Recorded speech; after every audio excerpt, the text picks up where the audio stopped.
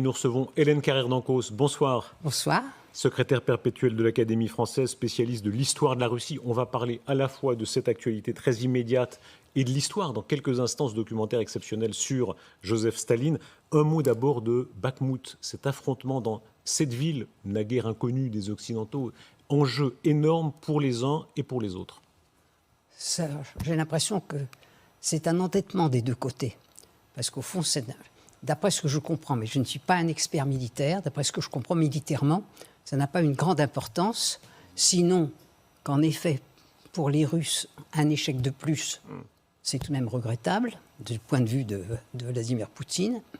Et pour les Ukrainiens, je ne sais pas pourquoi ils s'obstinent là. Enfin, à mon avis, il ferait mieux de laisser tomber la ville, sauf s'ils sont à bonne posture.